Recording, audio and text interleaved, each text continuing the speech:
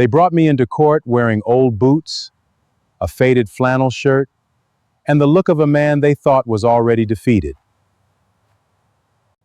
My son sat across from me, smiling. My daughter-in-law looked at me like the farm, the forest, and my life were already hers.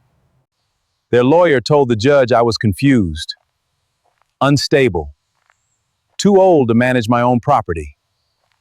Then, the moment the judge saw something in my hand, that was the moment my son stopped smiling.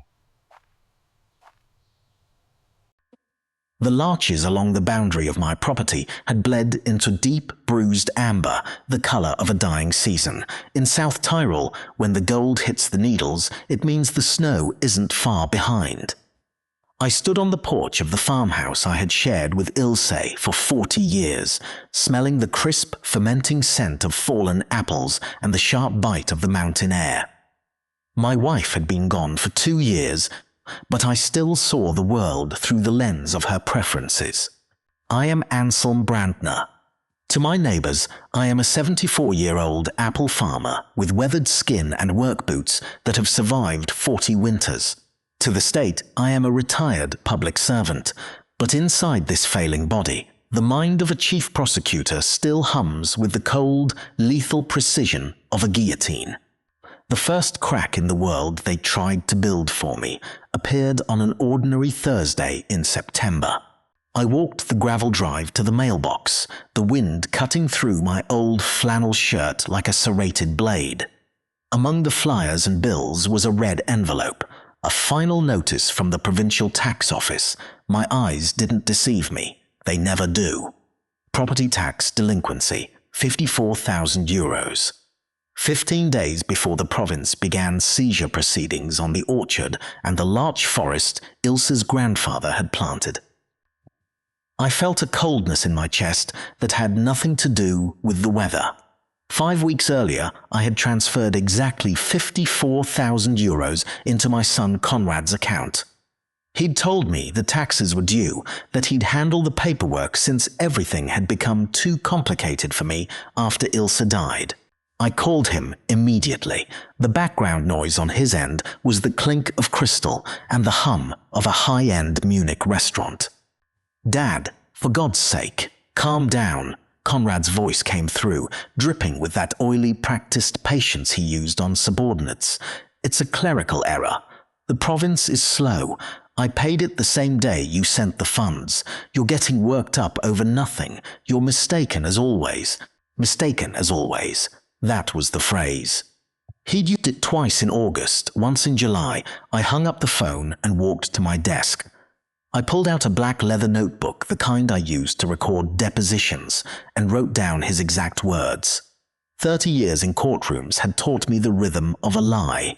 It's built like a gallows, one small, sturdy plank at a time. On Saturday, the vultures arrived for dinner. My son, Conrad, 44, sat at my kitchen table in a suit that cost more than my annual pension. He was a successful private equity manager, or so he claimed. Beside him was Roswitha, his wife of 10 years, wearing pearls and a Milanese dress that looked absurdly out of place in a farmhouse. She wore a smile that was as sharp and cold as a scalpel. "We're just worried, Dad," Conrad said, waving the tax notice as if it were a toy. He promised a cancelled check on Monday to prove the county's error. I let my hands tremble as I lifted my coffee cup, playing the role of the frail widower they expected me to be. Then came the strike. Roswitha leaned in, her voice a choreographed whisper of false sympathy. "Dad, I didn't want to bring this up in front of Conrad, but when I stopped by on Wednesday, the kitchen reeked of gas. You'd left the stove on. No flame, just raw gas pouring into the house. You could have blown us all to hell." Conrad slammed his hand on the table, not out of anger, but for dramatic effect. "You could have died. Do you even remember turning it on? These lapses, they're becoming a pattern, Dad." I looked at them, my face a mask of confusion and shame. I murmured that I didn't remember, but inside I was screaming. I hadn't used a gas stove in nearly 3 years. In January 2017, I had ripped out every gas line in this house and replaced the range with an induction cooktop. I couldn't stand the smell of gas. It reminded me of Ilse's cooking, and the grief was too much to bear. There was no gas line. There was no reek. This wasn't a misunderstanding. It was a calculated fabrication. My own son was gaslighting me in my own kitchen, using a lie so blatant it was almost insulting to my intelligence.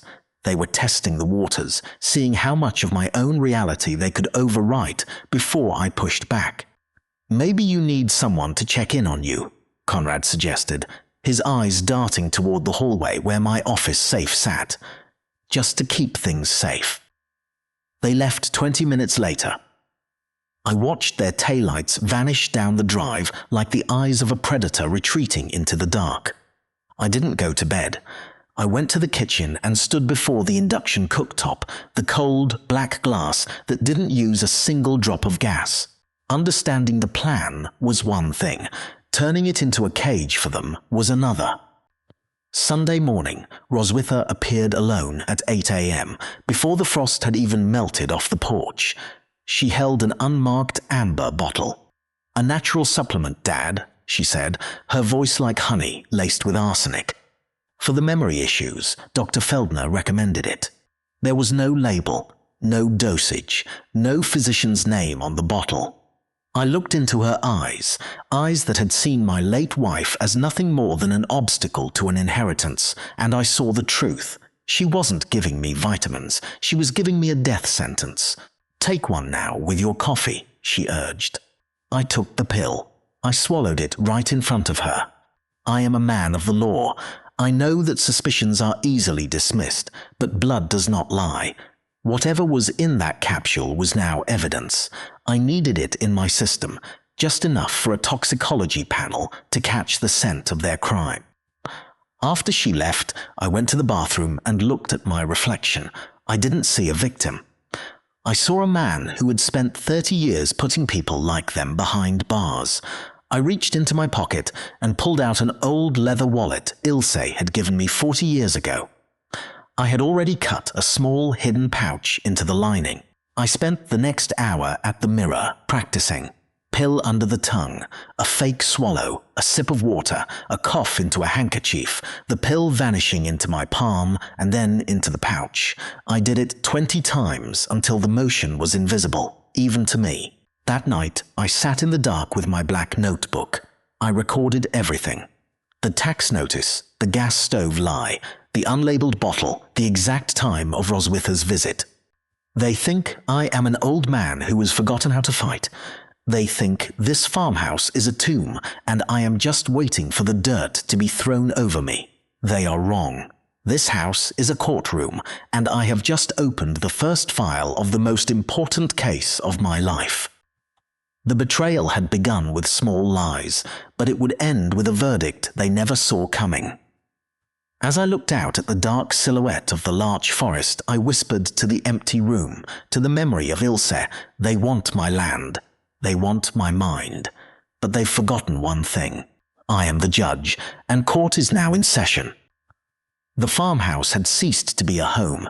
It was now a stage, a meticulously constructed theatre where every creak of the floorboards was a cue, and every tremble of my hand was a practiced line of dialogue. My son, Conrad, and his wife, Roswitha, thought they were the directors of this tragedy. They believed they were watching a powerful man dissolve into the fog of senility. I sat at the heavy oak table, the same one where I had once drafted closing arguments that sent syndicates to prison. Conrad sat across from me, his eyes tracking the deliberate rhythm of my fork. I let my hand shake, just a fine, rhythmic tremor, enough to make the silverware clatter against the porcelain. "Dad, you're doing it again," Conrad said, his voice a sickening mixture of pity and triumph. The shaking. "It's getting worse. Did you take the supplement Roswitha gave you?" I looked at him, letting my eyes go slightly vacant, the way I'd seen 100 broken witnesses do on the stand. The blue one, or the white one? Conrad, I can't remember where I put the bottle. "It's on the nightstand, Anselm." Roswitha chimed in from the stove, her back to me. I found your reading glasses in the vegetable crisper this morning. Do you remember putting them there? I hadn't put them there. She had. I had watched her do it through the reflection in the hallway mirror while I feigned a nap. The crisper, I whispered, my voice cracking. I must be losing my way. You aren't just losing your way, Dad. Conrad leaned in, his breath smelling of expensive scotch and desperation. You're becoming a danger to yourself. We found the stove on again yesterday. If we hadn't arrived, this whole place would be a funeral pyre. I shrank back, playing the part of the frightened child. Inside, my mind was a steel trap recording every syllable. There was no gas in this house. I had ripped the lines out years ago. The lie was so bold, so predatory, it almost made me admire their ruthlessness. They weren't just stealing my land, they were trying to overwrite my very soul. The performance continued even after they left. I knew they were watching. I'd seen the subtle shifts in my office, the way my files were ruffled. I had a habit from my days as a chief prosecutor. I left my safe key on my nightstand at a precise 45-degree angle. If someone touched it, I'd know. On Thursday night, the key lay flush against the edge of the table, an amateur's mistake. I waited. I feigned a deep, drug-induced sleep, keeping my breathing heavy and rhythmic. Through slitted eyes, I watched the door to my bedroom creep open. Roswitha moved with the silent, predatory grace of a scavenger. She didn't go for my wallet. She went for the brass key. I watched, my heart hammering against my ribs like a caged bird, as she pulled a small compact from her purse. It wasn't makeup. It was professional-grade locksmith's wax. She pressed my key into it, her face illuminated by the cold blue light of her phone. "Perfect," she whispered to the empty room. "That's all we need." She replaced the key, down to the millimeter, or so she thought, and vanished. I stayed paralyzed in the dark for an hour, the cold fury in my gut burning hotter than any hearth. She was making a duplicate. They were going to strip my safe bare while I slept under the influence of their poison. But a hunter who knows the snare is set can change the bait. The next morning, while they were in Munich, I moved with a speed my condition shouldn't have allowed. I opened the safe. I removed the true deeds to the orchard and the larch forest, assets worth 14 million euros. I hid them behind a false panel I'd installed decades ago during a high-stakes mafia trial. In their place, I laid out the traps. I spent hours crafting forgeries. I used photocopied signatures that were subtly wrong, just enough for a forensic expert to flag, but close enough to fool a greedy son. I inflated the forest's value to 23 million, but the masterpiece was hidden between the pages. 3 rice grain-sized IP trackers I'd confiscated from an organized crime case years ago. "Take it, Conrad," I hissed as I spun the dial of the safe shut. "Build your empire of glass on my foundation of lead."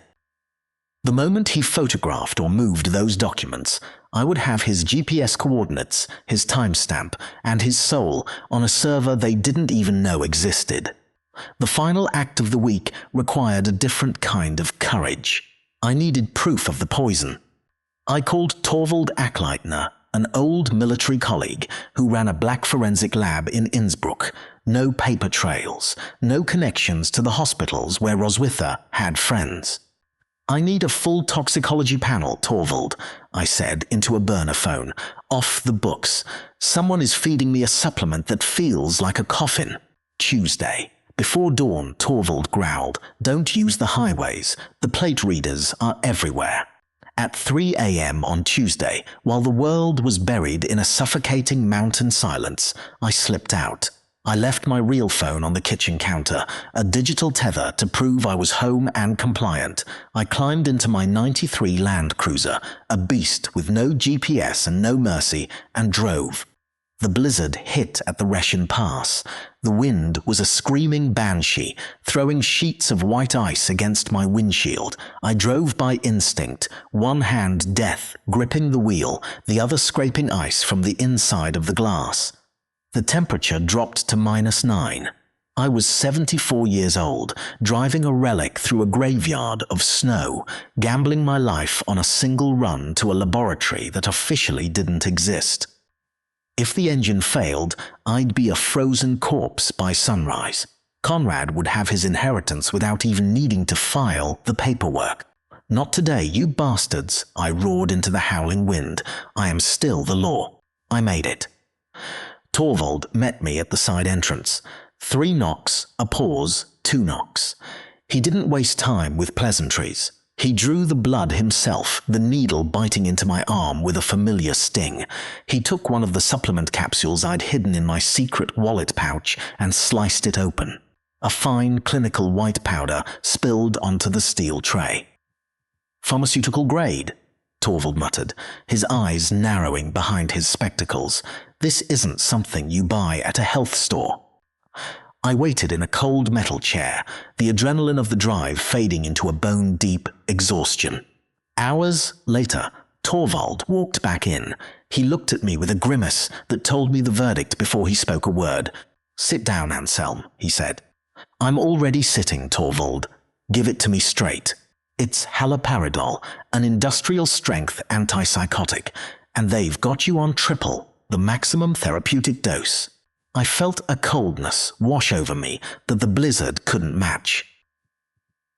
"At this concentration," Torvald continued, his voice dropping an octave, "the risk of sudden cardiac arrest isn't just high, it's inevitable. They aren't just trying to make you look crazy, Anselm. They're executing you. They gave you a death sentence disguised as vitamins and expected you to die confused and grateful that they were helping you." I looked at my scarred palm, the Y-shape carved into my flesh from a knife meant for a younger man 25 years ago.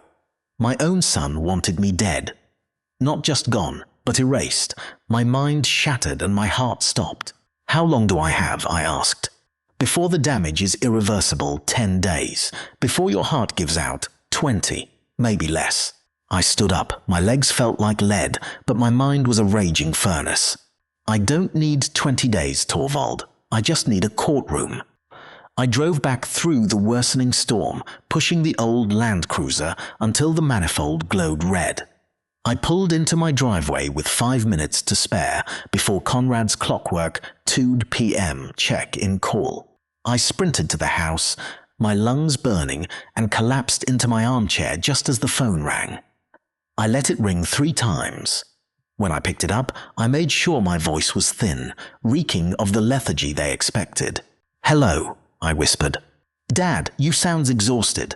Conrad's voice crackled, smug and satisfied. "Did you take your medicine?" "Yes, Conrad," I said, looking at the black notebook where I had just recorded the coordinates of his betrayal. I took exactly what was coming to me. I hung up. I looked out at the larch forest, the gold needles now buried under a shroud of white. They thought they were burying an old man. They didn't realize they were burying a landmine. The stage was set. The evidence was in my blood. And now I was going to burn their world down.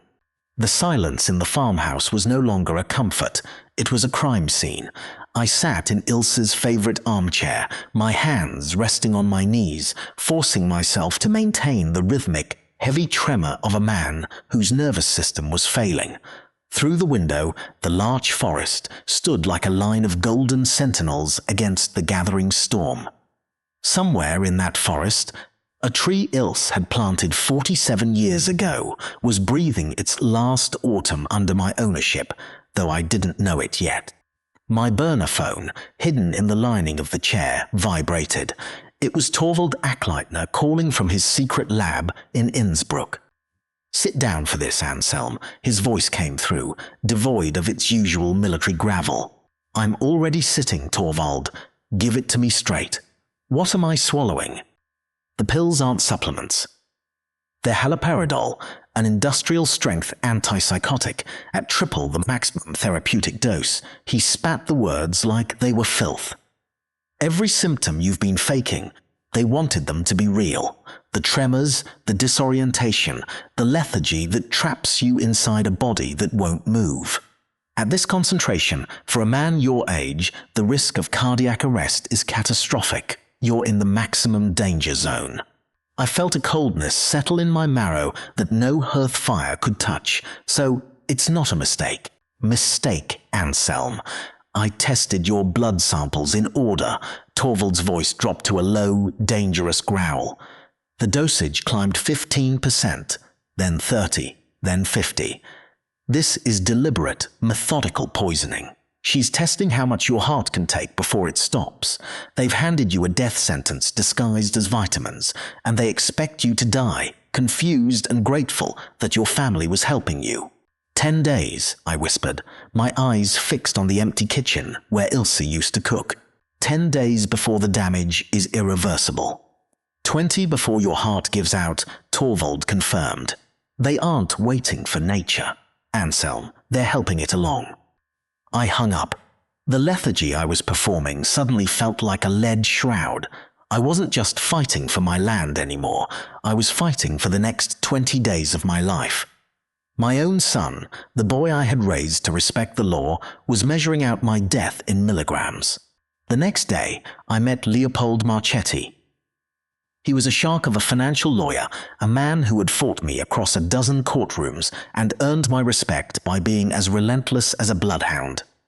We met in a dingy roadside diner far from the prying eyes of Conrad's associates. I laid out the toxicology report and the evidence of Roswitha's wax key impression. Leopold didn't look surprised. He looked disgusted. He opened a thick manila folder, the results of his own forensic dive into my son's life. Your son's investment fund is a corpse propped up by credit, Leopold said, sliding a spreadsheet across the grease-stained table. No legitimate operations in 3 years. It exists solely to maintain the appearance of solvency.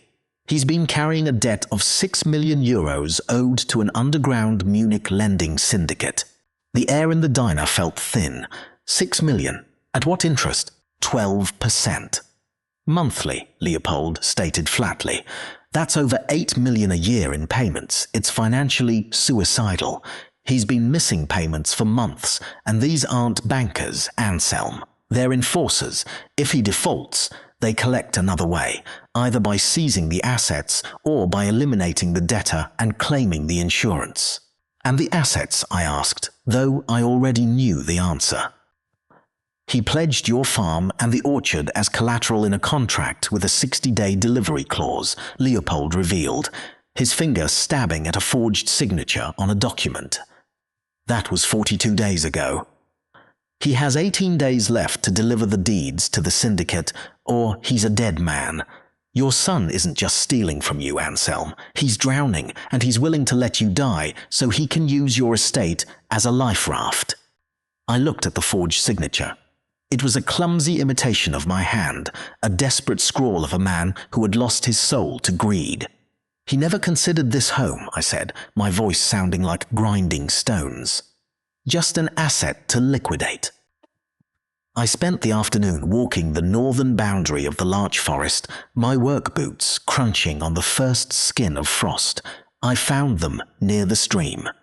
3 survey stakes driven into the earth, their bright orange tape fluttering like a warning flag. Munich Mineral Holdings GmbH. Permit 8. They weren't surveying for a fence. They were marking ownership. Conrad had already sold the forest, 10 million euros worth of timber and resin rights, for a fraction of its value before it was even legally his to sell. He was selling the very trees Ilse and I had tended through 40 winters. I stood there, my scarred palm pressing against the rough bark of a larch tree. I remembered the day we planted it. I remembered the hope we had for the future. And now, my son was selling that hope to pay off a gambling debt to the mob. Court is in session, Conrad, I whispered to the cold wind, and the verdict is going to be bloody. Friday evening arrived with a suffocating tension. Roswitha came by alone, carrying a tray of chamomile tea. I sat by the fireplace, the black notebook hidden under my thigh, watching her every move. Through the thermal cameras I had secretly installed, I knew Conrad was sitting in his car 2 kilometers down the road, waiting for the medicine to take effect. "Drink your tea, Dad," Roswitha said, her voice dripping with a sweetness that made my skin crawl. It will help with the tremors. I watched her through the reflection in a silver picture frame. When she thought my back was turned, she pulled a small dropper from her pocket and squeezed a concentrated liquid into my cup. No more pills. She was accelerating the timeline. I took the cup. I brought it to my lips, feeling the heat. I took a mouthful, held it, and then, as I coughed into a heavy linen napkin, I spat the poison out. "You're looking very tired today, Anselm," she said, her eyes tracking the slight wobble I gave my head. "Have you thought any more about those trust arrangements, about giving Conrad power of attorney so he can protect the land?" I looked at her, letting my jaw slacken. I was thinking of the children, Roswitha, the orphans in Bolzano. Ilse always loved them. Her smile faltered. "The orphans, Dad, that's a lovely thought, but we need to focus on keeping the farm in the family." It was time to pull the trigger. I waited until Saturday morning. I called Conrad. I made sure my voice was thin, reeking of a man who was saying his final goodbyes. "Conrad," I whispered into the phone. "I've made a decision. I spoke to a lawyer yesterday. Well, I tried to. I've decided to donate the entire €14 million estate to the South Tyrol Children's Relief Fund. Monday morning, 9 sharp. It's what your mother would have wanted. Better than leaving it to people who only visit when they want something." The silence on the other end was absolute. I could almost hear his heart stop. "Dad, that's a massive decision," he finally stammered, his voice cracking with sheer, unadulterated panic. "You aren't in the right frame of mind for this. The fund is. It's under investigation. Your money would be frozen for years. Don't do anything yet. I'm coming up. We'll talk." "Monday morning, Conrad," I repeated and hung up. 90 minutes later, the gravel in the driveway screamed under the tires of his car. He burst through the door alone, his face a mask of desperation. He didn't even take off his coat. He marched straight to me and shoved a thick stack of papers into my hands, a property protection document that was nothing more than a total power of attorney. "Sign this, Dad, right now. It will protect the estate from the government until we can figure out the donation," he urged, his eyes wild, his breathing ragged. I held the pen. I let it hover over the signature line, my hand shaking so violently the ink splattered the page. I looked up at him, the son I had loved, and I saw a stranger. I saw a man who would kill his father for a €6 million debt. "My hand's shaking too much tonight, Conrad," I said, my voice suddenly cold and clear, the prosecutor returning to the bench. "I think I'll wait until Monday, in court." His jaw tightened so hard I thought it might shatter. "You don't understand, Dad. You have to sign it." "Or what?" "Conrad," I stood up, shedding the slumped posture of the victim. I stood at my full height, the weight of 30 years of justice behind me. "Will you increase the dose again? Will you wait for my heart to stop so you can forge my name on my cooling corpse?" The blood drained from his face. He backed away, stumbling over the rug. "Take your medication, Dad," he hissed, his voice a venomous whisper of defeat as he backed toward the door. "Get some rest. You're going to need it." He fled. I watched his headlights disappear into the dark. I pulled the digital recorder from my pocket and pressed stop. "I have you now," I whispered to the empty room. The bait was taken. The trap was set. They thought they were burying an old man, but they had just walked into the center of a minefield I had been building for 3 months. Monday morning wouldn't be a donation. It would be an execution. I shuffled into the Bolzano provincial court, my work boots, scratched to simulate decades of mindless labor, clattering softly against the pale marble floor. I wore the degrading outfit Roswitha had meticulously chosen for me. A frayed flannel shirt missing a button, jeans stained with permanent grass marks, and an old cloth hat that reeked of motor oil. I kept my head bowed and my hands trembling just enough to fulfill their expectations of a broken, confused widower. Beside me, my son Conrad sat at the plaintiff's table. looking every bit the successful financier in a suit that cost more than my annual pension. Next to him was Roswitha, draped in pearls and a Milanese dress, her face wearing a smile of cold, lethal calculation. They thought they had won. They had filed for emergency conservatorship, backed by bought psychiatrists and a manipulated video of me wandering in the snow. To the room, I was just a 74-year-old apple farmer losing his mind. But as I moved toward the bench, I saw the presiding judge, Emeric Thalberg. Our eyes met, and the color drained from his face. His hand, reaching for the gavel, froze mid-air and began to shake. I didn't wear gloves. I let my hat slip, and as I gripped the railing, the fluorescent light hit my right palm. There it was, the Y-shaped scar.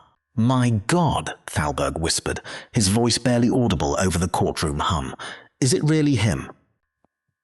25 years ago, in a Munich courthouse riot, I had stepped between a gang member's knife and a young court clerk named Emeric Thalberg.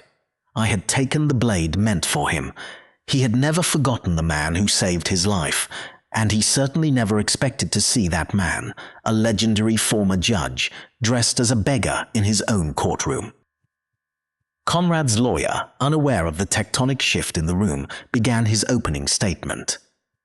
He spoke of my cognitive decline, my financial irresponsibility, and the urgent need to protect me from myself. He played a 20-second clip of me wailing in the snow, a scene I had carefully performed for their hidden cameras exactly 30 seconds before they arrived.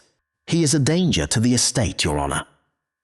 The lawyer sneered. "A man who cannot remember his own kitchen is a man who cannot hold his own deeds." I waited.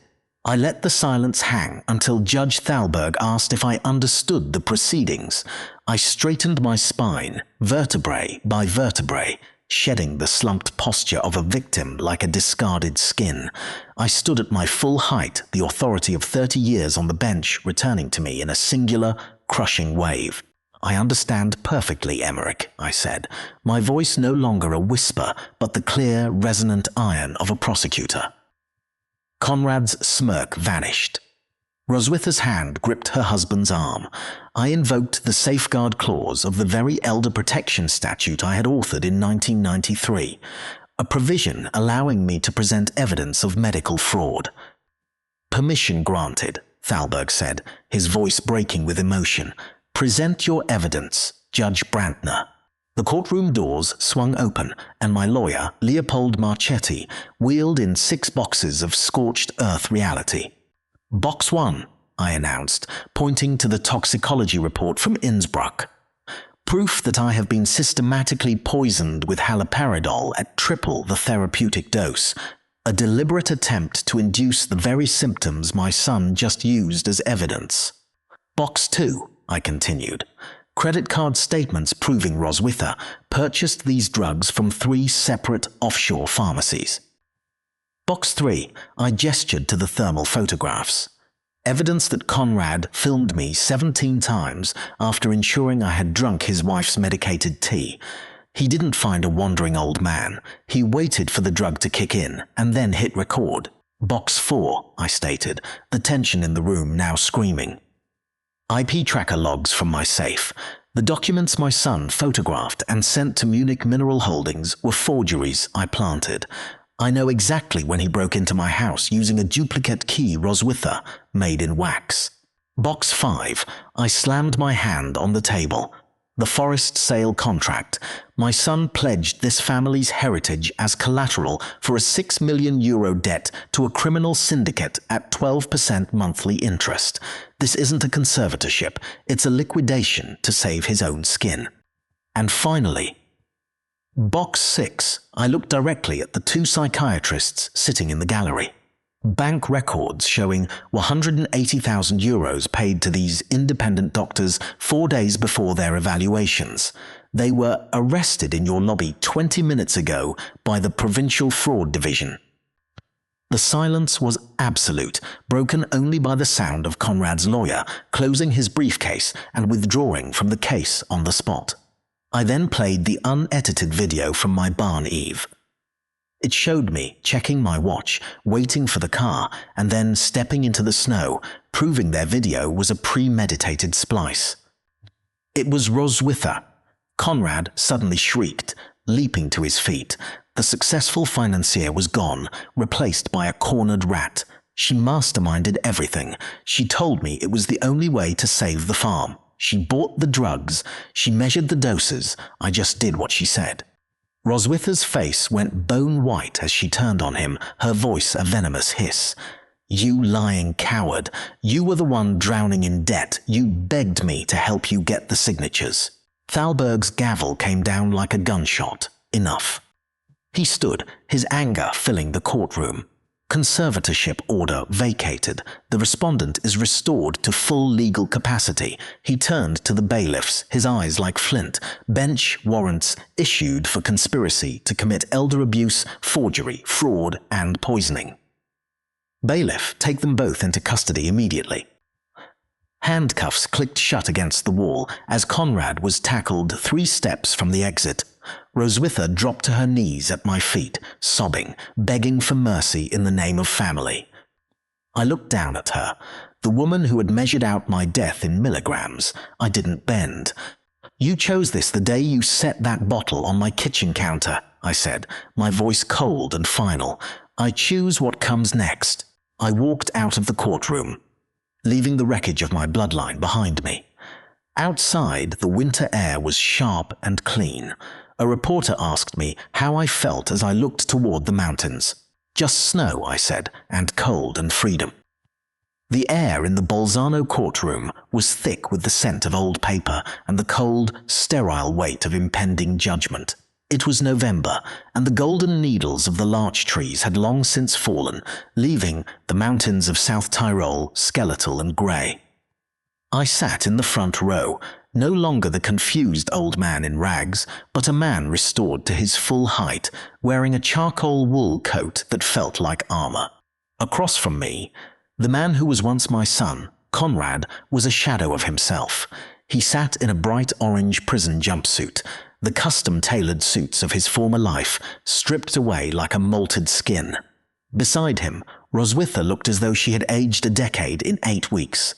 Her hair was grey at the roots, and the pearls she once wore like a weapon were gone. Judge Emmerich Thalberg took the bench. There was no warmth in his eyes today, only the ironclad resolve of a man delivering a final, necessary strike. Conrad Brandner, Thalberg's voice boomed, echoing off the marble walls like a gunshot.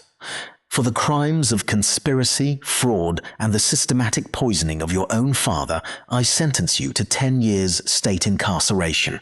You are permanently barred from the Financial Services Register. You sought to liquidate a legacy. Instead, you have liquidated your own future.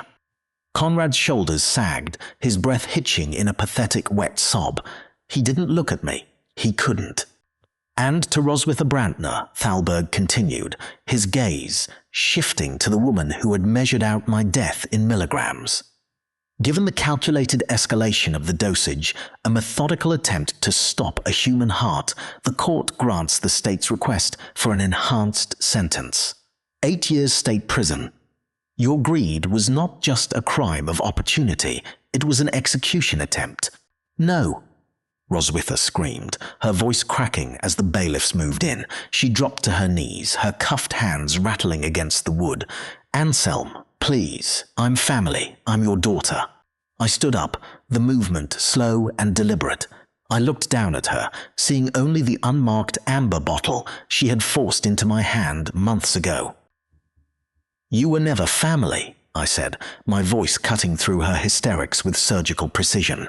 Family is a bond of blood and trust. You traded the blood for gold, and you burned the trust to ash. You chose this the day you set that bottle on my kitchen counter. Now, you will live with the silence you tried to force on me. As they were dragged out through the side door, the courtroom fell into a heavy, resonant silence. It was over. The conspiracy had collapsed like a house of cards. Leopold, my lawyer, handed me the final folders. The 2 psychiatrists had been stripped of their licenses and sent to prison. The mining company was countersuing Conrad for millions, and the loan sharks who had targeted my land were being hunted by national investigators. 3 weeks later, I sat in Leopold's office. 72 pages of legal documents lay spread across the desk like a map of a new world.